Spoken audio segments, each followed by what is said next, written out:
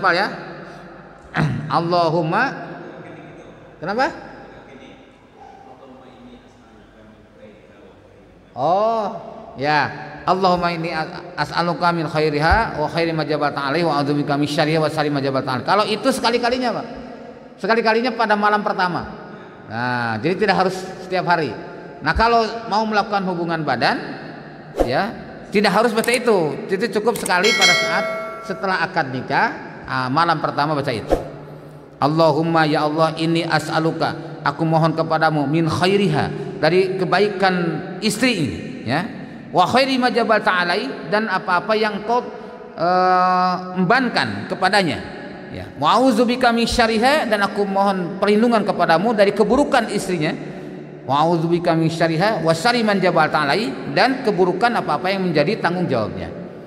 Itu doa dibaca setelah akad suami istri, ya. Tapi kalau untuk hubungan badan, doanya Allahumma janibna syaiton wa janibis syaiton ma razaqtana.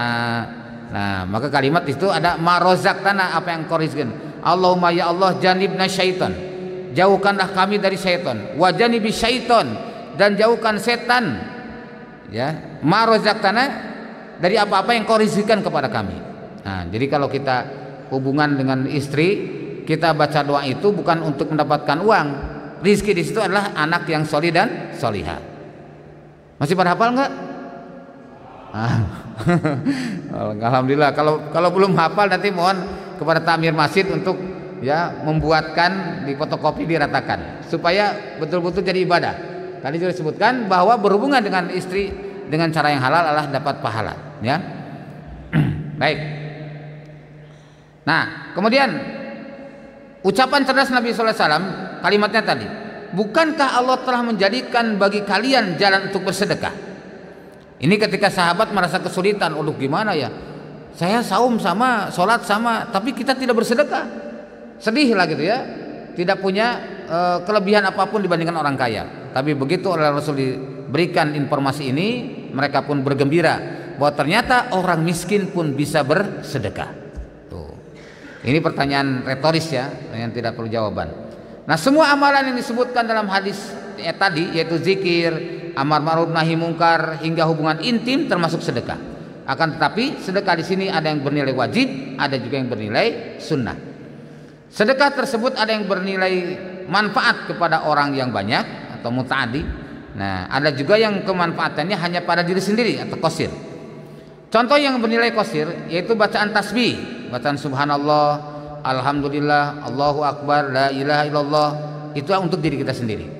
Bacaan zikir ada yang wajib, ada juga yang sunnah. Contoh ada bacaan takbir yang wajib, yaitu bacaan takbiratul ihram ketika sholat, itu wajib, karena tanpa takbiratul ihram sholatnya tidak sah, ya. Nah, kita misalkan datang nggak takbiratul ihram, langsung aja sedekap, ya.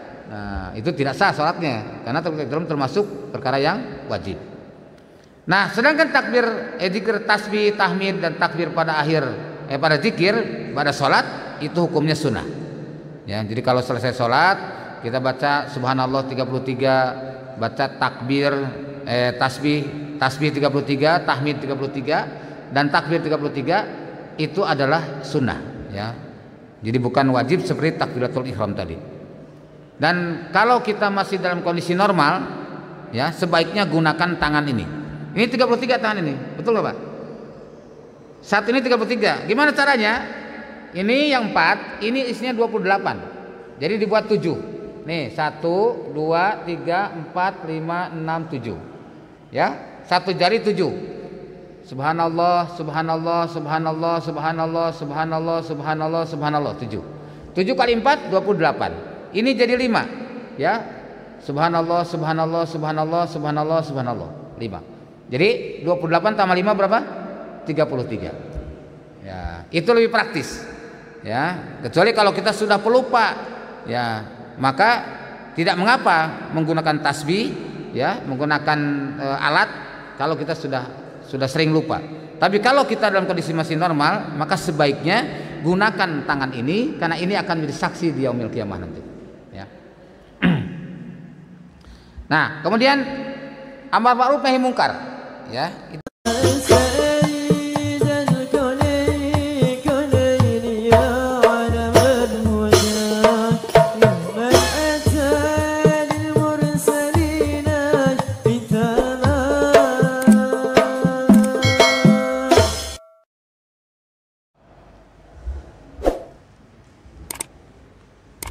Bismillahirrahmanirrahim.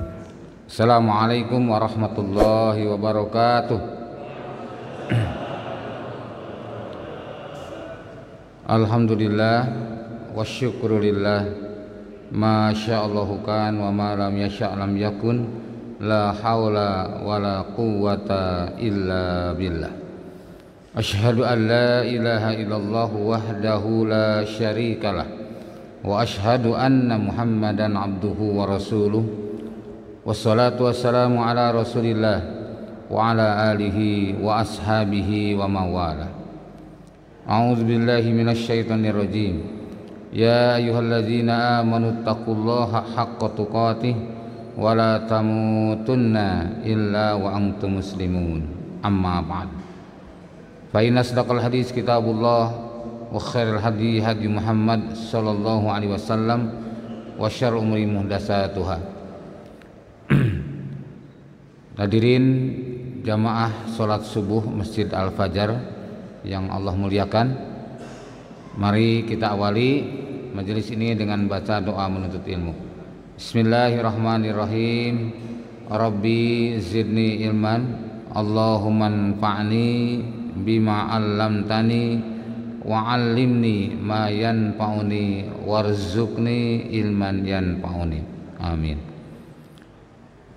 Kita masuk pada hadis yang ke-25 ya. Saya tidak tahu di situ halaman berapa. Coba lihat al-hadisu khamis wal isrun ya. Hadis khamis wal isrun, hadis yang ke-25. Halaman berapa? Halaman 16 ya.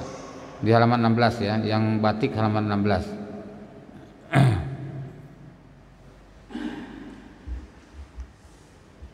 Baik, kita mengambil judul di sini sedekah orang miskin ya. Karena mungkin selama ini punya persepsi bahwa sedekah itu hanya bisa dilakukan oleh orang-orang kaya atau orang-orang yang punya kelebihan harta. Padahal ternyata berdasarkan hadis Rasulullah SAW bahwasanya orang miskin pun bisa bersedekah. Nah, ini dalam gambar sedekah tidak membuatmu miskin. Nah, setan menakut-nakuti kamu dengan kemiskinan dan menyuruh kamu berbuat keji. Yang dimaksud adalah berbuat keji dalam berbuat kikir ya. Nah, ini matan hadisnya. Telah hadasana Wasil, telah menceritakan kepada kami Wasil maula Abi Uyainah ya. Jadi Wasil ini adalah maula Abi Uyainah sebagai pembantunya ya. An Yahya bin Ukail, an Yahya bin Ya'mar, an Abil Aswad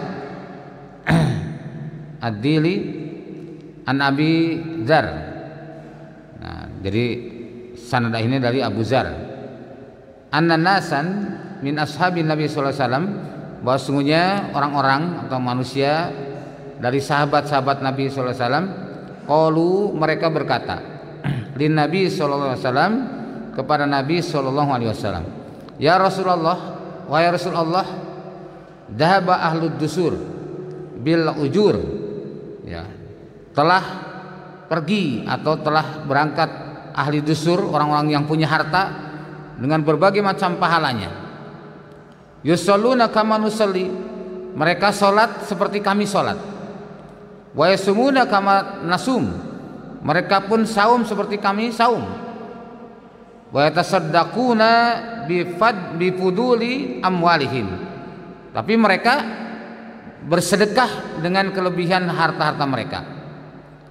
Qala, ya, kemudian ada seorang sahabat bertanya, awalisa qad ja'alallahu lakum ma tasaddaqun. Nah, Nabi bersabda, awalisa, bukankah qad ja'alallahu, telah menjadikan Allah lakum, bagi kalian, ma tasaddaqun, apa-apa yang kamu bisa bersedekah dengannya. Inna bikulli tasbihatin shadaqah, sesungguhnya dalam setiap tasbih adalah sedekah. Jadi ucapan subhanallah itu juga sedekah. Wa kulli takbiratin sedekah, dan setiap ucapan takbir juga sedekah. Jadi mengucapkan kalimat Allahu Akbar itu juga sedekah. Wa kulli tahmidatin sedekah, dan setiap ucapan alhamdulillah juga sedekah. Wa kulli tahlilatin sedekah, dan setiap ucapan la ilaha illallah juga sedekah. Wa amrun bil ma'ruf, dan kamu memerintahkan kepada yang ma'ruf itu juga sedekah. Jadi amar ma'ruf juga sedekah. Wa nahyun an munkar sedekah, dan melarang dari perbuatan mungkar itu juga sedekah. Wa fi bud'i ahadikum sedekah, ya, dan juga bergaul atau hubungan intim dengan pasangan, dengan istri itu juga sedekah, ya. Jadi salah seorang di antara kalian mendatangi istrinya itu juga merupakan sedekah. Qalu, maka mereka bertanya, ya Rasulullah, wahai Rasulullah, ayati ahaduna syahwatahu wa yakunu lahu fiha ajrun? Apakah kami mendatangi atau menyalurkan syahwat kami kepada istri-istri kami adalah merupakan sedekah dan dapat pahala? Qala, Rasul bersabda, ara'aitum law wada'aha fi haramin? Bagaimana pendapatmu jika meletakkan, ya, artinya jika kamu berhubungan dalam keharaman, akan alaihi fiha wizrun, bukankah itu akan mendapatkan dosa? Nah, fakadzalika idza wada'aha, demikian pula apabila kamu meletakkannya atau melakukannya fil halal, dalam keadaan halal, kana lahu ajrun, adalah baginya pahala. Oh, jadi Bapak dan Ibu sekalian, berhubungan intim itu adalah pahala, Pak. Ya, kalau dengan siapa? Dengan istrinya sendiri gitu. Maka ini sahabat bertanya kepada Rasulullah, ya Rasulullah, apakah cuma sekedar berhubungan itu aja dapat pahala? Kata Rasulullah SAW, kalau kamu meletakkannya, maksudnya meletakkan kemaluan, ya, kalau kamu berhubungan intim dengan yang bukan mahram, atau yang maksudnya dengan yang diharamkan atau yang tidak halal, maksudnya bukan istrinya. Kalau kamu berhubungan bukan dengan istrinya, bukankah itu haram dan akan mendapatkan dosa? Sahabat bertanya, yo ya. Nah, demikian pula kalau kamu meletakkannya atau kamu melakukannya dengan istrimu itu mendapatkan pahala. Tuh. Jadi makanya dalam hal ini niatkan sesuatu itu karena Allah, ya, termasuk menggauli istrinya. Ini, ya, terjemahannya panjang cukup. Hadis riwayat Muslim nomor 1006. Ya. Nah, kita lihat pertama Jundub bin Junadah bin Sakan, ya, atau lebih dikenal dengan nama Abu Dzar Al-Ghifari, atau Abu Dzar Al-Ghifari adalah sahabat Nabi Muhammad SAW yang datang dari suku Ghifar. Ya. Abu Dzar berasal dari suku Ghifar, dikenal sebagai penyamun pada masa sebelum datangnya Islam. Jadi ini perampok, Pak. Abu Dzar ini sahabat mantan perampok. Seperti halnya Fudail bin Iyad juga itu adalah ulama mantan perampok. Ya, lebih baik daripada perampok mantan ulama. Ya, ya enggak? Lebih baik perampok mantan lebih baik ulama mantan perampok daripada perampok mantan ulama. Ya. Oh, dia tuh dulu ulama, ya, tapi sekarang merampok gitu ya. Ya, mendingan sekarang ulama dulu perampok gitu ya. Nah, contohnya seperti Abu Dzar Al-Ghifar, tadi di masa tabi'in ada lagi Fudail bin Iyad, itu mantan perampok. Kemudian ia memeluk Islam dengan sukarela, ya. Ia salah seorang sahabat yang terdahulu dalam memeluk Islam, itu termasuk as-sabiqun al-awwalun. Ia mendatangi Nabi sallallahu alaihi wasallam langsung ke Mekah untuk menyatakan keislamannya. Jadi begitu mendengar ada Rasulullah SAW, maka ia datang, terjadi dialog dan akhirnya berbaiat kepada Rasulullah SAW, masuk Islam. Setelah menyatakan keislamannya, ia berkeliling Mekah untuk mengabarkan bahwa ia kini adalah seorang muslim. Jadi dengan kebanggaannya, dengan rasa syukurnya, ia sampaikan kepada yang lain. Ini satu-satunya sahabat yang berani terang-terangan, padahal dalam kondisi sedang kondisi sangat sedikit, ya. Umat Islam belum punya kekuatan sama sekali, tapi dia sudah berani menyatakan keislamannya, ya. Ini Abu Dzar Al-Ghifar. Maka hingga memicu kekhawatiran serta kemarahan kaum kafir Quraisy, ya, dan membuatnya menjadi bulan-bulanan kaum. Jadi akhirnya digebukin sama orang Quraisy. Nah, berkat pertolongan Abbas bin Abdul Muthalib, ia selamat dan suku Quraisy membebaskannya setelah mereka mengetahui bahwa orang yang dipukuli itu adalah dari suku Ghifar. Jadi suku Ghifar ini terkenal memang kasar gitu ya, terkenal kasar, kemudian juga tadi terkenal sebagai penyamun. Kalau kita masuk daerah Sumatera, mungkin sekitar sebelum Batu lah, ya daerah Batu atau daerah sebelum Oku, itu saya pernah ketika akan masuk dicegah sama masyarakat, Pak jangan lewat sini Pak, kalau malam hari jangan lewat sini, Bapak lewat jalan lain aja. Terus kenapa? Oh kami tidak bisa menjamin keselamatan Bapak gitu. Nah jadi memang ada satu daerah yang bila kita masuk itu mesti dibegal Pak, dibegal, dirampok. Kalau kita tidak menyerahkan seluruh harta kita, dibunuh. Ya, ini sampai sekarang pun ternyata masih ada. Daerah Sumatera Selatan. Ya, ia mengikuti hampir seluruh pertempuran selama Nabi Muhammad hidup. Jadi Abu Dzar Al-Ghifari nyaris tidak ada absen. Setiap peperangan yang diselenggarakan oleh Rasulullah SAW selalu hadir. Ya. Orang-orang yang masuk Islam melalui dia, artinya yang didakwahi olehnya, pertama Ali Al-Ghifari, Anis Al-Ghifari, Ramlah Al-Ghifariyah. Jadi ini adalah dari orang-orang Ghifar yang diajak untuk masuk Islam. Nah sekarang lihat penjelasan hadisnya. Ibnu Rajab Al-Hambali rahimahullah menjelaskan, hadis ini berisi penjelasan bahwa orang miskin itu ghibthah. Ghibthah itu adalah rasa iri atau cemburu tapi tanpa dengki. Ya, kalau dengan dengki namanya hasud. Jadi kalau kita iri pada seorang, kemudian ada perasaan ingin mengambil alih atau ingin supaya kenikmatan itu hilang daripadanya, maka itu namanya hasud. Ya, hasud atau dengki. Nah, kalau ghibthah itu perasaan ingin mendapatkan sesuatu kebaikan seperti yang dimiliki orang lain, tapi tanpa mengurangi kebaikan orang itu. Ya, jadi artinya tanpa misalkan saya ingin seperti dia ya, diberikan kekayaan, bisa bersedekah, ya, tapi tidak menginginkan supaya hilang harta saudaranya, itu tidak. Nah itu namanya ghibthah. Nah sahabat-sahabat miskin tadi, dia ghibthah kepada orang-orang kaya, ya, yang mana dengan orang kaya ini disebut ahlu dusur, dia bisa sholat seperti kami, dia saum seperti kami. Bedanya apa? Wa yatasaddaquna bi fuduli amwalihim, mereka diberikan kelebihan harta mereka, sehingga itu mereka bersedekah. Oh, Masya Allah ya. Nah sifat ini pernah dimiliki juga oleh sahabat yang terkenal. Itu pertama Mu'ad bin Jabal, yang kedua Abu Ubaidah bin Al-Jarrah di masa Khalifah Umar. Jadi Khalifah Umar silaturahim kepada para sahabat, sampailah di rumah Mu'ad bin Jabal, ulamanya sahabat, karena Mu'ad bin Jabal itu termasuk 7 ulama yang disebut oleh Rasulullah SAW secara langsung untuk jadikan rujukan pada sahabat. Jadi antara lain Mu'ad bin Jabal, ada Abu Darda, Abdullah bin Mas'ud, Abdullah bin Umar, Abdullah bin Abbas, kemudian Ubay bin Ka'ab dan Salim maula Abu Zaifah. 7 orang itu yang disebut oleh Rasulullah SAW jadi rujukan. Jadi kalau para sahabat mau belajar, silahkan merujuk kepada 7 orang tadi. Siapa tadi? 7 orang tadi siapa?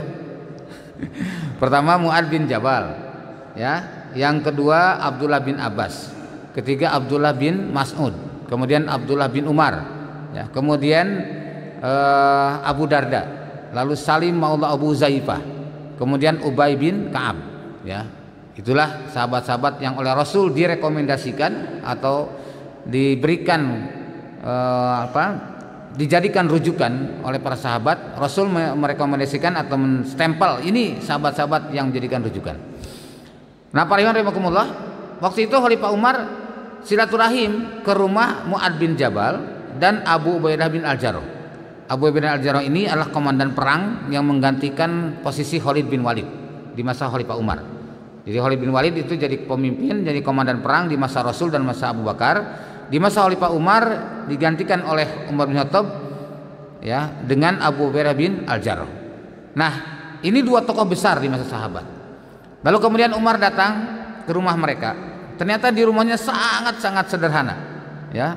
Padahal kalau level kita gitu ya di negeri ini, wah mungkin di selevel ini sudah punya apa-apa gitu, bahasa komandan perang lah. Kalau misalkan di negara itu seperti panglima besar, ya. Kira-kira panglima besar rumahnya sederhana apa mewah? Ya. Terus seperti Mu'adz bin Jabal, itu setingkat ulama-ulama yang termasyhur misalkan di negeri itu. Nah, saat itu ulama sahabat antara lain Mu'adz bin Jabal. Mungkin setidaknya dihormati dan diistimewakan. Tapi bagaimana dua orang ini? Nah, ini kisahnya menarik. Lalu kemudian Umar datang ke rumahnya, ternyata sangat sederhana. Lalu kemudian Umar pulang, memanggillah ya salah seorang sahabat untuk supaya mengirimkan 2 kantong dinar. 1 kantong dinar untuk Abu Ubaidah bin Al-Jarrah, 1 kantong dinar untuk Mu'adz bin Jabal. Nah, berikan. Nah, begitu sampai uang itu, mereka kaget. Loh, ini apa-apaan? Sampaikan, ini dari Amirul Mukminin. Maksudnya sebagai santunan atau sebagai hadiah. Tapi kemudian apa yang dirasakan Mu'adz bin Jabal dan Abu Ubaidah itu? Rupanya gelisah, Pak. Dengan banyaknya harta itu menjadi gelisah. Beda sedikit dengan kita kan? Kita juga gelisah tapi ingin nambah gitu. Kita mah gelisahnya ingin nambah. Aduh, coba kalau tambah lagi kan gitu. Nah, ini bedanya. Kalau sahabat yang 2 ini tidak. Lalu bilang sama istrinya. Kalau bahasa kita nih misalkan ya, "Dek, ini gimana nih harta begitu banyak? 1 dinar itu, Pak, kalau sekarang mungkin kurang lebih sekitar nilainya 4 juta. Ini 1 kantong dinar. Ya, 1 kantong dinar walau alam berapa banyak gitu. Nah, kemudian kata istrinya gimana? Ya udah Mas gitu ya. Kalau istilah Jawa, Mas, kalau bikin harta ini jadi gelisah kita, udah bagikan sajalah. Bagikan sama orang-orang yang sangat membutuhkan. Nah, rupanya sikap ini pun dimiliki pula oleh istrinya yang kedua. Jadi istrinya Mu'adz bin Jabal sama begitu, istri Abu Ubaidah bin Al-Jarrah juga sama. Punya sikap yang sama, mendorong suaminya untuk gemar bersedekah. Toh selama ini kita sulit untuk bersedekah. Nah, sekarang alhamdulillah Allah berikan kesempatan, kemampuan dengan 1 kantong dinar itu. Maka saatnya kita untuk bersedekah. Nah, ini kira-kira sama nggak dengan karakter istri kita, Pak? Istri kita kalau dapat uang segitu banyak kira-kira apa, Pak? Ya. Mungkin alhamdulillah Mas, ini bisa kita tabung sebagian, dipakai modal sebagian. Wah, pokoknya kita buka untuk shopping sebagian ya. Masya Allah. Nah, inilah karena sikap mental yang demikian inilah para sahabat radhiyallahu anhum demikian Allah ridho kepada mereka. Jadi mereka cemburu ya, cemburu baik agar bisa meraih pahala seperti orang kaya yang mudah dalam bersedekah. Jadi ketika ada kesempatan segera bersedekah. Nah, maka Nabi SAW menunjukkan kepada mereka apa yang mereka mampu untuk melakukannya. Nih, inilah kandungan hadisnya. Pertama, para sahabat memiliki sifat saling berlomba dalam kebaikan. Nah, jadi bukan saling mengandalkan, ya udah kamu aja dah. Justru berebut untuk meraih kebaikan. Para sahabat menggunakan harta mereka untuk kebaikan di dunia dan di akhirat. Jadi bukan hanya untuk kenikmatan dunia, tapi untuk juga meraih kebahagiaan akhirat, yaitu dengan bersedekah. Dalam amal badaniyah yang dilakukan anggota tubuh, baik yang kaya maupun yang miskin, sama-sama bisa melakukannya. Seperti dalam halnya sholat, ya, saum atau puasa. Nah, tapi kadang yang miskin melakukan ibadah lebih bagus dan lebih sempurna daripada orang yang kaya. Ya. Rasulullah SAW telah membuka pintu kebaikan bagi orang-orang yang miskin.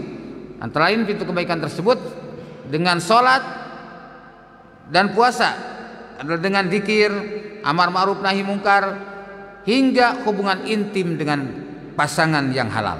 Nah, jadi maka setelah kita tahu sekarang ya, kalau mau bilang kepada istri itu, mah cari pahala yuk gitu ya.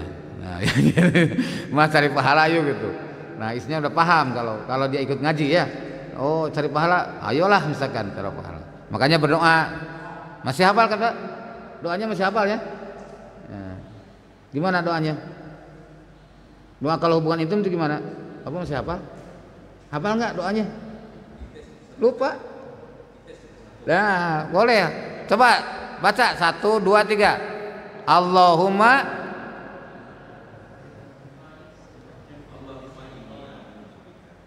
Loh. Nah, lupa tuh juga lupa. Ini saya pengalaman, Pak.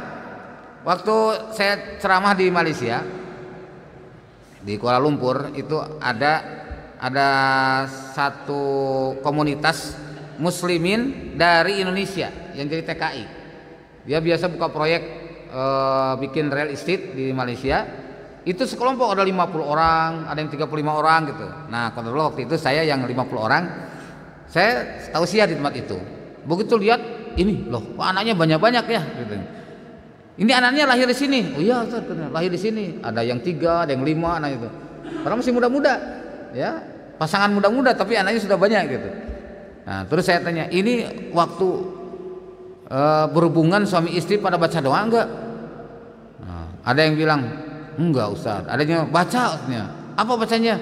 Bismillah katanya. Tuh, ada juga ya. Coba angkat tangan siapa yang hafal doa lengkap berhubungan dengan istri. Dari 50 orang itu yang ngacung tidak lebih dari 5 orang, Pak. Akhirnya saya coba tes, coba yang 5 orang. Ya alhamdulillah yang 5 orang itu hafal. Ya. Jadi yang lainnya sebagian besar cuma baca basmalah saja, Bismillahirrahmanirrahim gitu ya. Tapi ada juga yang sama sekali tidak baca. Nah, saya bilang gimana kita dapat anak yang solih dan solihah kalau hal yang sepele saja kita tidak berdoa kepada Allah, tidak minta pertolongan kepada Allah. Maka ini sulit dibayangkan untuk bisa mendapatkan anak yang solih atau solihah. Maka coba sekarang baca. Bacanya adalah Bapak di sini hafal ya. Allahumma, kenapa? Oh, ya. Allahumma inni as'aluka min khairiha wa khairi ma jabalta alaihi wa a'udzubika min syarriha wa syarri ma jabalta alaihi. Kalau itu sekali-kalinya, Pak. Sekali-kalinya pada malam pertama. Nah, jadi tidak harus setiap hari. Nah, kalau mau melakukan hubungan badan, ya, tidak harus baca itu. Itu cukup sekali pada saat setelah akad nikah, malam pertama baca itu. Allahumma ya Allah inni as'aluka, aku mohon kepadamu min khairiha, dari kebaikan istri ini, ya. Wa khairi ma jabalta alai, dan apa-apa yang kau embankan kepadanya, ya. Wa a'udzubika min syarriha, dan aku mohon perlindungan kepadamu dari keburukan istrinya. Wa a'udzubika min syarriha wa syarri man jabalta alai, dan keburukan apa-apa yang menjadi tanggung jawabnya. Itu doa dibaca setelah akad suami istri, ya. Tapi kalau untuk hubungan badan, doanya Allahumma janibna syaiton wa janibis syaiton ma razaqtana. Nah, maka kalimat itu ada ma razaqtana, apa yang kau rizkin. Allahumma ya Allah janibna syaiton, jauhkanlah kami dari syaiton, wa janibis syaiton, dan jauhkan setan, ya, ma razaqtana, dari apa-apa yang kau rizkikan kepada kami. Nah, jadi kalau kita hubungan dengan istri, kita baca doa itu bukan untuk mendapatkan uang. Rizki di situ adalah anak yang solih dan solihah. Masih pada hafal nggak? Alhamdulillah. Kalau belum hafal nanti mohon kepada takmir masjid untuk ya membuatkan di fotokopi diratakan supaya betul-betul jadi ibadah. Tadi sudah disebutkan bahwa berhubungan dengan istri dengan cara yang halal adalah dapat pahala.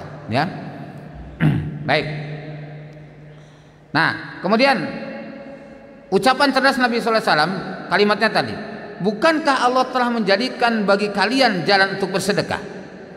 Ini ketika sahabat merasa kesulitan, gimana ya, saya saum sama, sholat sama, tapi kita tidak bersedekah, sedih lah gitu ya, tidak punya kelebihan apapun dibandingkan orang kaya. Tapi begitu oleh Rasul diberikan informasi ini, mereka pun bergembira bahwa ternyata orang miskin pun bisa bersedekah. Ini pertanyaan retoris ya, yang tidak perlu jawaban. Nah, semua amalan yang disebutkan dalam hadis tadi, yaitu zikir, amar ma'ruf nahi mungkar, hingga hubungan intim termasuk sedekah. Akan tetapi sedekah di sini ada yang bernilai wajib, ada juga yang bernilai sunnah. Sedekah tersebut ada yang bernilai manfaat kepada orang yang banyak atau muta'addi. Nah, ada juga yang kemanfaatannya hanya pada diri sendiri atau qasir. Contoh yang bernilai qasir yaitu bacaan tasbih, bacaan subhanallah, alhamdulillah, Allahu akbar, la ilaha illallah, itu untuk diri kita sendiri. Bacaan zikir ada yang wajib, ada juga yang sunnah. Contoh ada bacaan takbir yang wajib, yaitu bacaan takbiratul ihram ketika sholat, itu wajib. Karena tanpa takbiratul ihram sholatnya tidak sah. Ya. Nah, Kita misalkan datang enggak takbiratul ihram, langsung aja sedekap, ya. Nah, itu tidak sah salatnya karena takbiratul ihram termasuk perkara yang wajib. Nah, sedangkan takbir zikir, tasbih, tahmid dan takbir pada pada zikir pada salat itu hukumnya sunnah. Ya, jadi kalau selesai salat kita baca subhanallah 33, baca takbir tasbih 33, tahmid 33 dan takbir 33 itu adalah sunnah, ya. Jadi bukan wajib seperti takbiratul ihram tadi. Dan kalau kita masih dalam kondisi normal, ya, sebaiknya gunakan tangan ini. Ini 33 tangan ini, betul nggak Pak? Saat ini 33. Gimana caranya? Ini yang 4, ini isinya 28. Jadi dibuat 7. Nih, 1, 2, 3, 4, 5, 6, 7. Ya, satu jari 7. Subhanallah, subhanallah, subhanallah, subhanallah, subhanallah, subhanallah, subhanallah, 7. 7 kali 4 28. Ini jadi 5, ya. Subhanallah, subhanallah, subhanallah, subhanallah, subhanallah, 5. Jadi 28 tambah 5 berapa? 33. Ya, itu lebih praktis. Ya, kecuali kalau kita sudah pelupa, ya, maka tidak mengapa menggunakan tasbih, ya, menggunakan alat kalau kita sudah sering lupa. Tapi kalau kita dalam kondisi masih normal, maka sebaiknya gunakan tangan ini karena ini akan menjadi saksi di yaumil qiyamah nanti, ya. Nah, kemudian amar ma'ruf nahi mungkar, ya, itu ada 3 hukumnya. Ada wajib ain, ada mustahab, ada wajib kifayah. Yang wajib ain adalah wajib pada tiap individu, ya, untuk mengajak yang ma'ruf bagi yang mampu dan tidak didapatkan pengganti. Artinya kalau di tempat itu tidak ada yang bisa melakukan kecuali kita, maka itu hukumnya menjadi wajib ain, ya, dosa bila tidak melakukannya. Ada misalkan ada orang yang tidak sholat, jelas harus kita perintahkan. Kalau tidak ada yang bisa lagi, maka kita menjadi wajib ain. Nah, kemudian yang kedua, yang mustahab atau sunnah. Ketika mengajak pada perkara mustahab, perkara yang sunnah, seperti halnya sholat, ya, qiyamul lail atau saum sunnah, itu kan hal yang mustahab. Atau melarang kemungkaran yang sifatnya makruh, ya. Apa kemungkaran yang sifatnya makruh? Contohnya apa? Hah? Yang makruh atau contohnya apa? Yang merokok, ya. Yang merokok kan.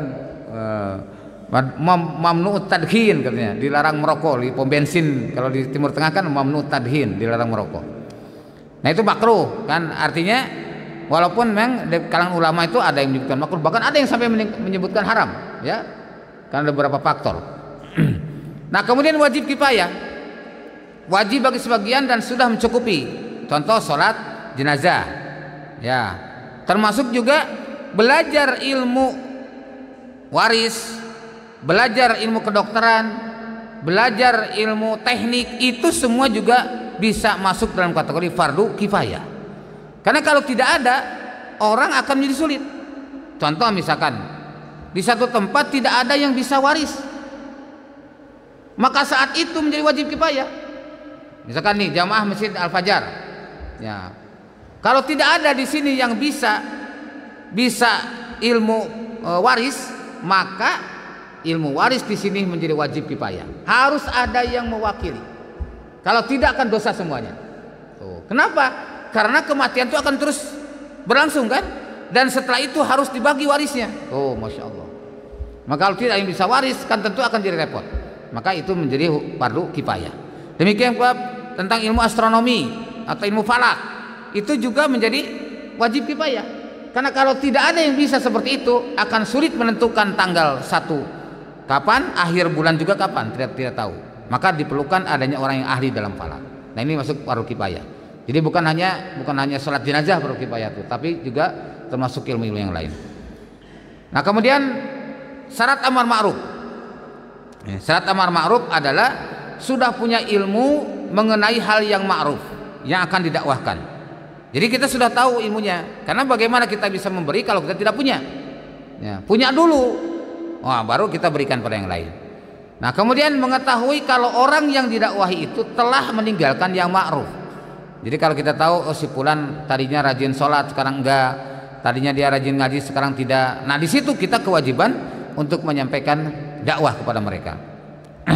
Nah dalilnya nih, kenapa ada syarat kedua? Nah ada syarat yang kedua tadi ya. Pertama adalah disebutkan dalam hadis riwayat Bukhari dan Muslim ya. Biar menyingkat kita baca aja terjemahnya. Telah menceritakan kepada kami Sufyan dari Amr, ia mendengar Jabir berkata, seseorang waktu sholat Jumat masuk masjid sedangkan Nabi SAW sedang berkhutbah. Ia langsung duduk, lalu Nabi SAW bertanya kepadanya, apakah anda sudah sholat? Ia menjawab belum. Nah, barulah Nabi berkata padanya, bangun dan sholatlah 2 rakaat dan persingkatlah. Nah, jadi ini artinya kalau kita masuk ke masjid walaupun kita kesiangan, walaupun khatib sedang berkhutbah, maka kita sholat 2 rakaat ya, kecuali kalau khatibnya sudah selesai khutbah, tidak ada lagi kesempatan sholat itu ya. Kalau masih, wah ini masih khutbahnya baru masuk nih, saya terlambat, maka sholatlah, walaupun tetap pahalanya dibandingkan dengan yang terdahulu jauh sekali ya.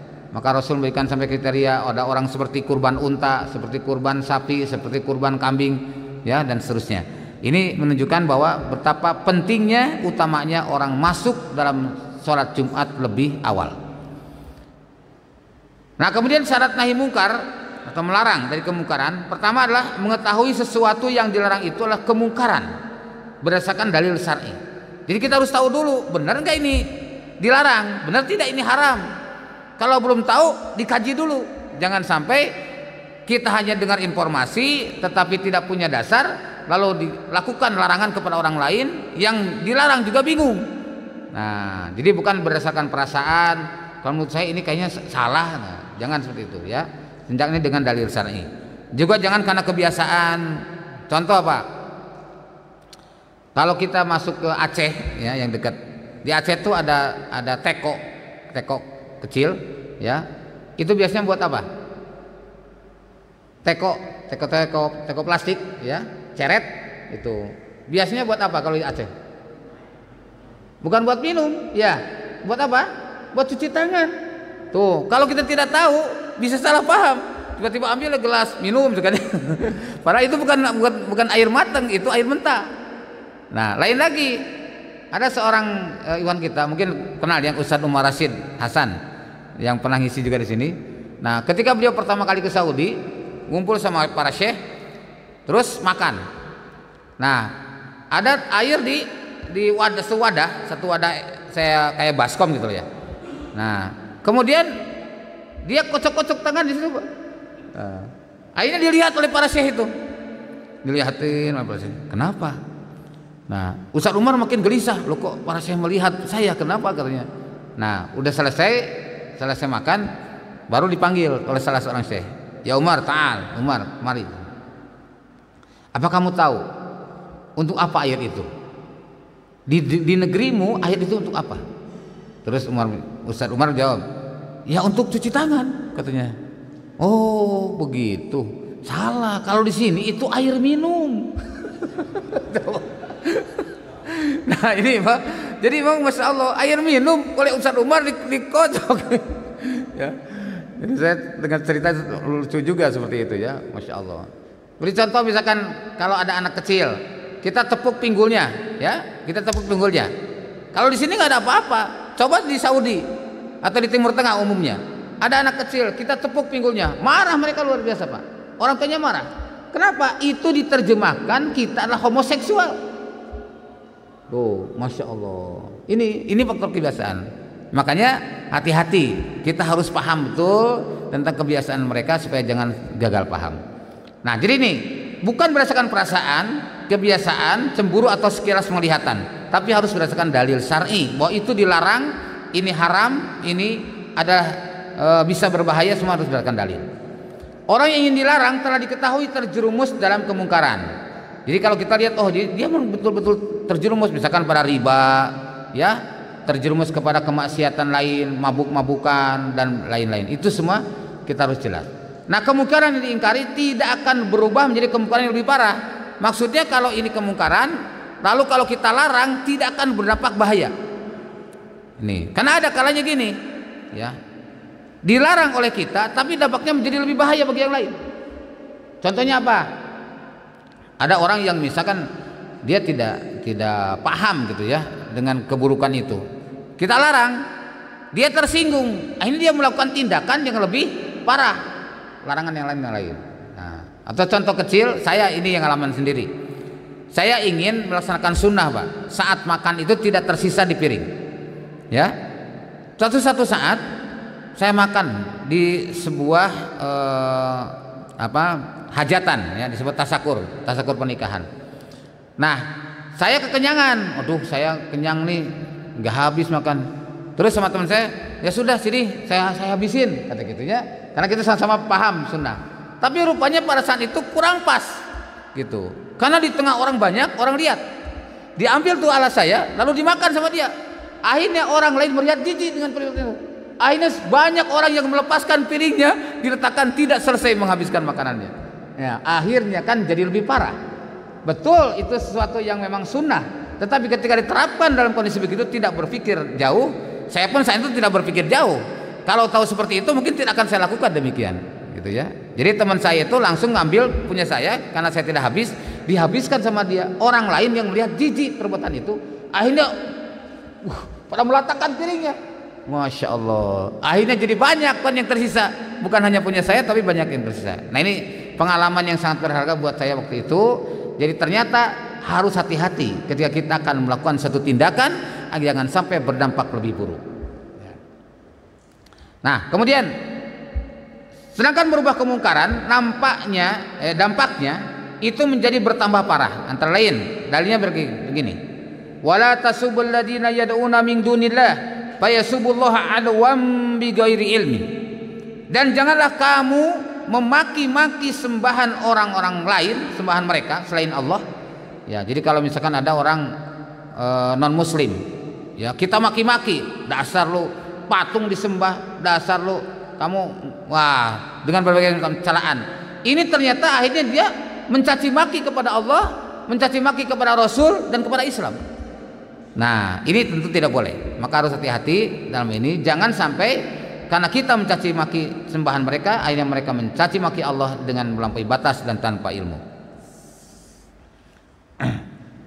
Nah, kemudian dan berhubungan intim dengan istri kalian adalah sedekah. Sedekah dalam hal ini bisa jadi hukumnya wajib, bisa jadi hukumnya sunnah. Nah, maksudnya apa? Bila seseorang khawatir dirinya berbuat zina, jika ia tidak segera mendatangi istrinya, maka seperti ini dikatakan sedekah wajib. Contoh, ya, Rasulullah SAW sendiri ketika di jalan misalkan melihat seorang perempuan, seorang muslimat yang menarik hatinya, maka beliau segera kembali ke rumah, datang menemui Zainab binti Jahsy, seorang istri beliau yang cantik. Beliau pun melakukan hubungan dengannya, maksudnya menyalurkan. Inilah sedekah yang wajib.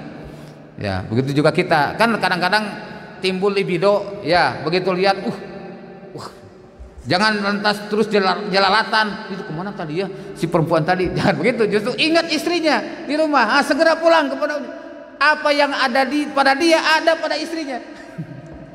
Betul nggak, Pak? Ya. Nah, ini adalah penyaluran yang sedekah yang wajib. Ya, jika tidak seperti itu, ya, artinya jika tidak mendesak demikian, tidak khawatir terjerumus pada zina, maka itu masuk sedekah sunnah. Jadi yang kita lakukan setiap saat itu adalah sedekah sunnah. Nah, tujuan berhubungan intim, pertama sekedar memenuhi syahwat. Ada yang sekedar memenuhi syahwat, ada yang untuk menghindarkan diri dari zina yang haram. Jika tujuannya yang pertama untuk menghindari syahwat, itu dinilai tetap berpahala. Tetapi jika tujuan yang kedua menghindarkan diri dari zina yang haram, maka itu lebih besar pahalanya. Tuh, maka seorang yang nikah pun demikian, ya. Nah, kemudian alasannya kadar memenuhi syahwat adalah karena tidak boleh melarang diri kita pada sesuatu yang jadi hak kita, selama itu bukan maksiat. Karena Nabi SAW bersabda, sesungguhnya dirimu juga memiliki hak yang harus ditunaikan. Nah, mendatangi istri berarti telah berbuat baik pada istri, seperti halnya karena wanita itu juga memiliki syahwat, ya, maka kita pun harus menyalurkannya dan istri pun harus menyalurkan. Nah, ini bagusnya metode pengajaran Rasulullah SAW, bahwa beliau membuat permisalan yang menjadikan lawan bicara menjadi puas, dan ini termasuk metode yang bagus dalam hal pendidikan. Lihat jawaban Nabi sallallahu alaihi wasallam, bagaimana pendapat kalian seandainya hal tersebut disalurkan di jalan yang haram? Bukankah akan mendapatkan dosa? Demikian pula jika hal tersebut diletakkan pada jalan yang halal, maka ia mendapatkan pahala. Seperti ada sahabat, ya Rasulullah, saya ingin berzina. Kata Rasulullah, bagaimana kalau itu dilakukan oleh anak perempuanmu atau oleh saudara ibumu? Itu dilakukan, apa yang kamu lakukan? Ya tentu benci ya Rasulullah. Nah, demikian pula orang lain akan benci padamu karena kamu melakukan hal tersebut. Jadi ini masuk logikanya ya, pendidikan perbandingan. Nah, alternatif ketaatan, siapa yang tidak mampu melakukan ketaatan, maka ia bisa memperbanyak ketaatan yang lain yang ia mampu. Seperti tadi, kita tidak mampu sedekah dengan harta, bisa sedekah dengan zikir, bisa sedekah dengan amar ma'ruf, bisa sedekah dengan nahi mungkar. Ini menunjukkan seorang alim atau guru boleh meng-cross-check ulang apa yang ditanyakan dari muridnya. Nah, kemudian tadi ghibthah, iri tanpa dengki. Hadis ini bukan menunjukkan hasad dari sahabat yang miskin, namun pada sahabat yang kaya, namun ini menunjukkan semangat para sahabat untuk berlomba meraih kebaikan atau disebut dengan ghibthah. Nah, terakhir ini aplikasi hadis ke-25 dalam kehidupan berjamaah. Pertama, hubungan yang begitu harmonis antara pemimpin dan terpimpin, Rasul dan sahabat tadi. Seperti di surat Ali Imran 159. Kemudian Rasulullah SAW sebagai imamul muslimin dan para sahabat sebagai makmum. Ini kehidupan berjamaah tercipta. Meraih kemuliaan dengan sedekah atau sedekah bukan hanya milik orang kaya, tapi semua pihak dapat berlomba. Muslimin yang hidup berjamaah dipimpin oleh seorang pemimpin muslim atau imam lebih terjaga dan terjamin selamat dibandingkan dengan yang tidak terpimpin.